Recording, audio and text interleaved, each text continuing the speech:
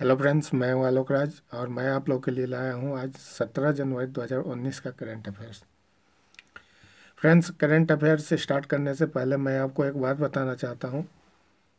Albert Einstein ने कहा था कि आप तब तक नहीं हार सकते जब तक आप प्रयास करना नहीं छोड़ देते। मतलब कहने का ये है कि आप अपना प्रयास करना यदि छोड़ देते हैं तो आप हार जाते हैं। तो कंटिन्यूटी बनाए रखिए और हमेशा प्रयास करते रहिए। एक ना एक दिन, एक ना एक समय ऐसा आएगा जबकि आप सफल हो जाइएगा, लेकिन उसके लिए नियमित अभ्यास करते रहना चाहिए। कहते हैं ना, इससे मतलब नहीं कि तुम कितना तेज चल रहे हो, मतलब इससे है चल रहे हो कि नहीं चल रहे हो।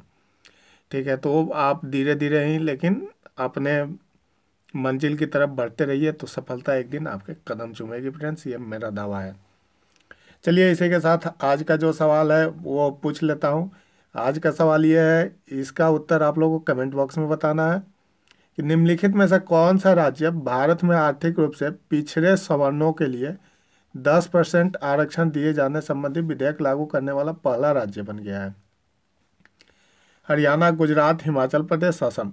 आपको फ्रेंड्स कमेंट बॉक्स में बताना है कि कौन सा राज्य है जिसने सबसे पहले सवर्णों के लिए 10% आरक्षण दिए जाने संबंधी विधेयक को लागू किया हुआ है। ठीक है, तो इसका उत्तर आप कमेंट बॉक्स में बताएंगे और लास्ट में जैसे होगा मैं एक क्वेश्चन और पूछूंगा और उसका उत्तर भी कमेंट बॉक्स में बताना है।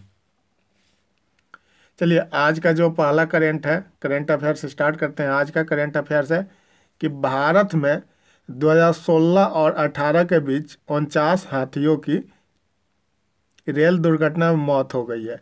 ये रिपोर्ट MOEFCC ने जारी की हुई है। ठीक, तो इसका भी पूरा जानेंगे ये क्या है, कैसे मौत हुई है। चलिए थोड़ा और देख लेते हैं इसको डिटेल्स। पर्यावरण, वन और जलवायु परिवर्तन मंत्रालय, जिसको MOEFCC वो बोलते हैं, इसके द्वारा जारी जानकारी के अनुसार वर्ष 2016 से 18 के बीच 3 वर्षों में 49 हाथियों की रेल दुर्घटना में मौत हो गई है। रिपोर्ट में यह भी बताया गया है कि इन्हीं 3 वर्षों के दौरान 3 बाघों के बीच सड़क दुर्घटनाओं में तथा 8 बाघों की मौत रेल दुर्घटनाओं में हुई है। ठीक है, इस जो MOEFCC है इसके द्वारा जारी मतलब जो आंकड़े हुए हैं उसमें 2015-16 में 9 और 2016-17 में 21 और 2017-18 में 19 हाथियों की मौत रेल दुर्घटना में हुई है। अकेले दिसंबर 2018 में गुजरात के अमरौली जिले में एक ट्रेन दुर्घटना में 3 शेरों की मौत हो गई थी। चलिए थोड़ा सा देख लेते हैं कि सरकार ने इसके लिए क्या कदम उठाए हुए हैं। सरकार के द्वारा उठाए गए कदम। पर्यावरण, वन एवं जलवायु परिवर्तन मंत्रालय द्वारा 28 मई 2018 को गारो पर्वत में स्थित तूरा नामक गांव में गज यात्रा का शुभारंभ किया गया था। ये फ्रेंड्स बहुत सारे एग्जाम में पूछा था उस टाइम, तो अभी भी आप याद रखिएगा इसे कि ये जो था 28 मई 2018 को गारो पर्वत में ये तूरा नामक जो गांव है वहाँ से गज यात्रा की शुभारंभ किया गया था। इसका आयोजन wild life trust of India ने किया था। इसका आयोजन किसने किया था? वाइल्ड लाइफ ट्रस्ट इंडिया ने किया था। ठीक है फ्रेंड्स, और इसके लिए बॉलीवुड की जो अभिनेत्री है दिया मिर्जा, इन्होंने हरी झंडी दिखाकर इसकी शुरुआत की थी। गज यात्रा का उद्देश्य क्या है? भारत में मौजूदा हाथियों की आवाजाही के लिए उन्हें सुरक्षित मार्ग उपलब्ध कराना। गज यात्रा के तहत भारत में 100 एलिफेंट कॉरिडोर बनाए जाएंगे और इसमें से 4 मेघालय में स्थित होंगे। ठीक है, 100 बनाए जाएंगे जिसमें 4 मेघालय में स्थित होंगे, जहां रोजाना 1000 हाथी बाल पक्रम और फिर नोक रेक राष्ट्रीय उद्यान के बीच आते जाते हैं। ठीक है फ्रेंड्स, तो यही सब चीज़ें हैं इसमें। और ये जो इम्पोर्टेंट है इसका ये है कि हाथियों की अखिल भारतीय जनगणना के अनुसार 2017 में हाथियों की कुल संख्या 27,312 थी। ठीक है, और हाथियों की उच्चतम आबादी वाले राज्य कौन से हैं? तो कर्नाटक है 6049, आसाम है 5719 और केरल है 3054। चलिए अगला जो करंट है वो ये है कि केंद्र सरकार ने विज्ञान संबंधी प्रसारण हेतु डीडी साइंस और इंडिया साइंस चैनल की शुरुआत की है। तो पूरा इसका डिटेल्स भी देखेंगे।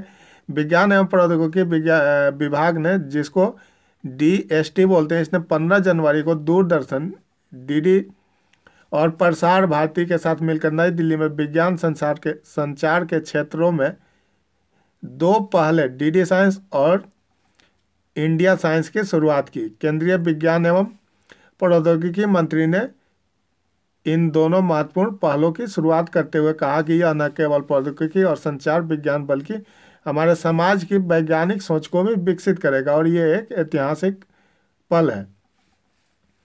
चलिए फ्रेंड्स, अगला इसमें देखते हैं इसका उद्देश्य क्या है। इसका उद्देश्य है विज्ञान एवं प्रौद्योगिकी विभाग, जो जीएसटी बोलते हैं, और दूरदर्शन का उद्देश्य मानवता की सेवा के लिए देशों में इनकी सार्थकता ज़्यादा से ज़्यादा बढ़ाना तथा विज्ञान को और आगे ले जाना इसका उद्देश्य है। ठीक है, और ये 24 घंटे चलेगा डीडी साइंस चैनल का जो शुभारंभ हुआ है।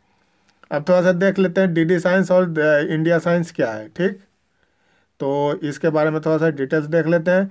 डीडी साइंस दरअसल दूरदर्शन चैनल पर 1 घंटे का स्लॉट है और इसका प्रसारण सोमवार से शनिवार 5:30 बजे से 6 बजे तक किया जाएगा। इंडिया साइंस इंटरनेट आधारित चैनल है जो किसी भी इंटरनेट आधारित उपकरण पर उपलब्ध है और यह मांग पर निर्धारित वीडियो लाइव उपलब्ध कराएगा। इंडिया साइंस चैनल को किसी भी स्मार्टफोन में इंटरनेट कनेक्शन वाले स्मार्ट टीवी या कंप्यूटर पर भी इसे देखा जा सकता है। तो फ्रेंड्स, मैं कहना चाहूँगा कि आप लोग भी इसे ज़रूर देखिएगा, कुछ ना कुछ जानकारी आपके एग्जाम के लिए भी इसमें मिल सकती है। चलिए अगला है कि भारतीय फुटबॉल टीम के कोच स्टीफन कॉन्स्टेंटाइन ने इस्तीफा दे दिया। तो देख लेते हैं ये जो है ये हॉकी टीम के जो कोच थे यही है स्टीफन कॉन्स्टेंटाइन। ठीक है, चलिए इनके बारे में थोड़ा सा देख लेते हैं इन्होंने क्यों इस्तीफा दिया। भारतीय फुटबॉल टीम के मुख्य कोच स्टीफन कॉन्स्टेंटाइन ने AFC एशियन कप के अंतिम ग्रुप मैच में बहरीन के खिलाफ मिली 0-1 से हार के बाद इस्तीफा दे दिया।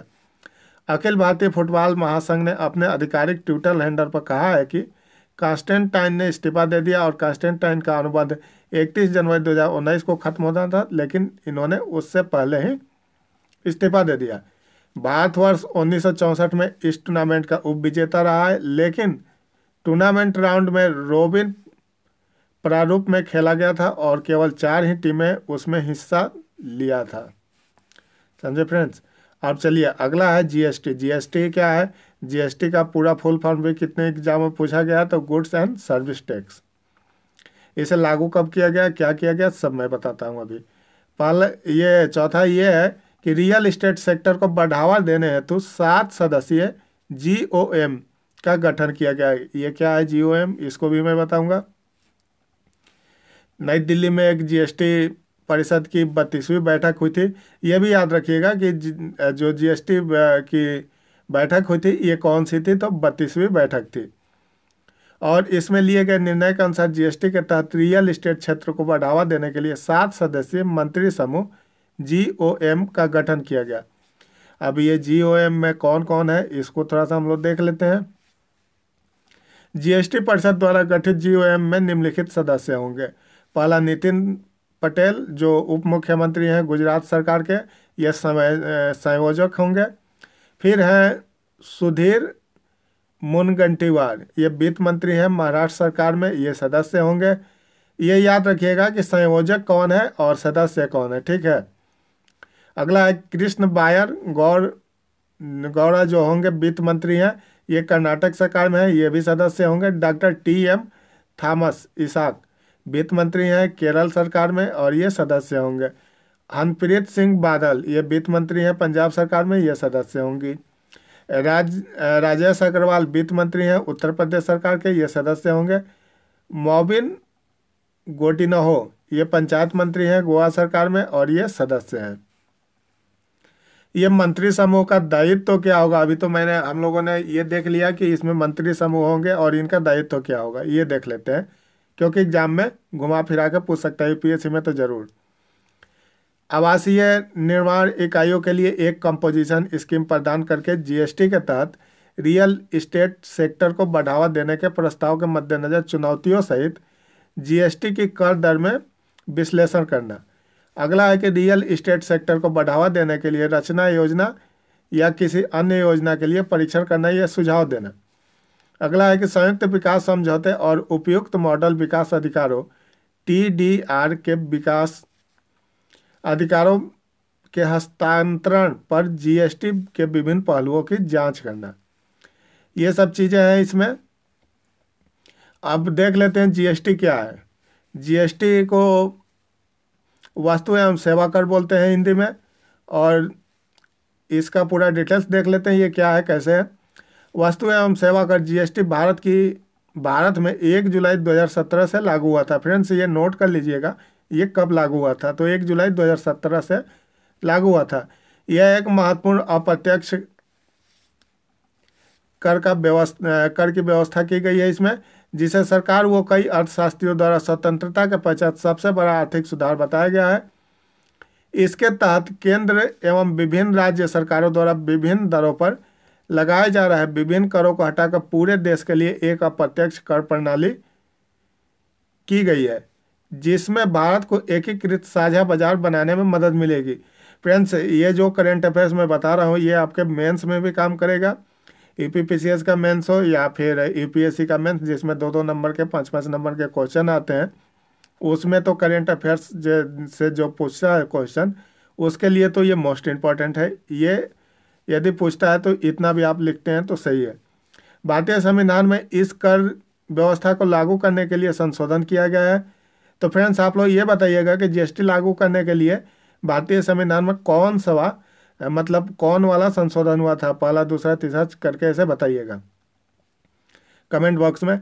जीएसटी अलग अलग स्तर पर लगने वाले excise duty, additional excise duty, central sales tax और फिर वैट, लग्जरी टैक्स, सर्विस इत्यादि की जगह पर अब केवल जीएसटी लग रहा है। और जीएसटी वह कर है जिसे वस्तु और सेवा कर दोनों पर लागू किया गया है। ठीक है फ्रेंड्स। अगला है कि चीन ने चांद पर कपास उगाने में सफलता हासिल की। तो देख लेते हैं क्या क्या चीन ने भेजा था चांद पर और कौन कौन से बीज वहाँ पे अंकुरित हुए हैं। चीन द्वारा चांद पर भेजे गए रोअर चांग-ई 4, ये याद रखिएगा नाम, रोअर चांग-ई 4 द्वारा कपास के बीज अंकुरित करने में सफलता हासिल की है। चीन का दावा है कि उसने रोअर चांग-ई 4 पर लगाए गए प्रयोगात्मक बॉक्स में यह सफल प्रयोग किया है। गौरतलब है कि यह पहला मौका है जब मनुष्य चांद पर कोई पौधा उगाया है। चीन के वैज्ञानिकों का दावा है कि 15 जनवरी 2019 को यह जानकारी सार्वजनिक की गई है और चीन को अब तक चांद पर आलू उपजाने की भी उम्मीद है। चलिए चांद पर कपास कैसे भेजा गया, क्या किया गया, इसको देख लेते हैं। चोंगकिंग यूनिवर्सिटी के वैज्ञानिकों ने वायु, जल और मिट्टी युक्त 18 सेंटीमीटर का एक डिब्बा रोअर की सहायता से चांद पर भेजा था। देखिए यही है इसका रोअर। अब इसको थोड़ा सा डिटेल्स हम लोग देख लेते हैं। 18 सेंटीमीटर का एक डिब्बा रोअर की सहायता से चांद पर भेजा था और इसके भीतर कपास, आलू और सरसों की प्रजाति के एक एक पौधे के बीज के साथ फ्रूट फ्लाई के अंडे और यीस्ट भेजे गए थे। यूनिवर्सिटी ने बताया कि अंतरिक्ष यान से तस्वीर आई है उसमें देखा गया कि कपास के अंकुर बढ़िया से विकसित हो रहे हैं, लेकिन अब तक अन्य पौधों के बीजों के अंकुरित होने की कोई खबर नहीं है। प्रयोग की अगुवाई करने वाले चीन के वैज्ञानिक साई गोंगसिन ने कहा है कि यह पहला मौका है जब मानव ने चंद्रमा की सतह पर जीव विज्ञान में पौधे के विकास के लिए प्रयोग किए हैं। यही है, इसी के अंदर ये पौधा वगैरह भेजे गए हैं और इसी की तस्वीर आई है जिसमें कपास अंकुरित है। अब देख लेते हैं चांग-ई मिशन के बारे में, थोड़ा सा देख लेते हैं क्या है चांग-ई मिशन। ठीक है फ्रेंड्स, तो चांग-ई मिशन के बारे में हम लोग देखते हैं। चीन के चांग-ई 4, ठीक है, यही याद रखिएगा नाम, यान को 8 दिसंबर 2018 को सियांग सैटेलाइट लॉन्च सेंटर से मार्च 3B रॉकेट की मदद से लॉन्च किया गया। तो फ्रेंड्स, अभी भारत में भी बहुत सारे प्रयोग हुए हैं और बहुत सारे यान वगैरह लॉन्च किए गए हैं और मिशन भी बहुत सारे लॉन्च किए गए हैं। तो उसमें सैटेलाइट का नाम पूछ देता है, तो ये आपको याद रखना है। सियांग सैटेलाइट लॉन्च सेंटर से, यहाँ चाइना का जो सियांग सैटेलाइट लॉन्च सेंटर है वहाँ से मार्च 3B रॉकेट की मदद से इसे लॉन्च किया गया है, चांग-ई 4 को। इसके साथ एक रोवर स्पेस एक्सप्लोरेशन व्हीकल भी लेकर गया है और यह low frequency radio astronomical observation की मदद से चांद के पिछले हिस्से की सतह की संरचना और मौजूद खनिजों के बारे में पता लगाएगा। इसके साथ ही यह रोवर पृथ्वी से चंद्रमा की पिछली सतह पर पहुंचने वाला विश्व का पहला यान बन गया है। चांग-ई 4 यान चांद के ओन कार्बन क्रेटर में उतारा और यह हिस्सा चंद्रमा का सबसे बड़ा और सबसे गहरा और सबसे पुराना माना जाता है। यान के लैंड होने पर मॉनिटर कैमरे से चंद्रमा के इस भाग की तस्वीरें भेजी गई थी और यह चंद्रमा के पिछले हिस्से की पृथ्वी पर उपलब्ध पहली तस्वीर है। तो आपने अभी देख लिया कि ये चांग-ई मिशन क्या है, इसके बारे में भी आप लोगों ने जाना। तो फ्रेंड्स, अभी मौका आ गया है कि आज के जो लास्ट सवाल है उसको पूछने का। अंतिम सवाल आज का ये है कि मैसेडोनिया द्वारा हाल ही में किस देश का नाम मैसेडोनिया द्वारा हाल ही में देश का नाम बदलकर नया नाम क्या रखा गया है। ठीक है, आपको ये बताना है। आपके सामने 4 ऑप्शन है, ग्रेट बोस्ट नेशनल, यूटोपिया, अल्डोराडो और फिर उत्तरी मैसेडोनिया। तो फ्रेंड्स, इसका उत्तर भी आई होप आप लोग कमेंट बॉक्स में ज़रूर बताएंगे। और फिर हमने आज यहाँ पे जितने भी करंट अफेयर्स थे 17 जनवरी 2019 के, मैंने सभी करंट अफेयर्स पे विस्तार से चर्चा की और विस्तार से बताया। तो फ्रेंड्स, आप लोगों को ये करंट अफेयर्स वीडियो कैसा लगा ये भी कमेंट करके बताइएगा। और यदि वीडियो अच्छा लगे तो अपने फ्रेंड्स को भी शेयर ज़रूर करिएगा। और अभी तक यदि आपने चैनल को सब्सक्राइब नहीं किया तो सब्सक्राइब कर लो, दाएं साइड में बेल आइकन को जरूर क्लिक कर ले, क्योंकि इस चैनल पर आपको आपके एग्ज़ाम से संबंधित बहुत सारी अच्छी बातें बताई जाती हैं। आपको मोटिवेशनल टाइप का स्पीच भी इस चैनल पर मिल जाएगा, सभी चीज़ें। और यदि इसका PDF चाहिए तो आप नीचे डिस्क्रिप्शन में टेलीग्राम चैनल का लिंक दिया गया है, वो टेलीग्राम चैनल डाउनलोड करके PDF भी डाउनलोड कर सकते हैं। तब तक के लिए जय हिंद, जय भारत। मित्रों, अपना ख्याल रखिए।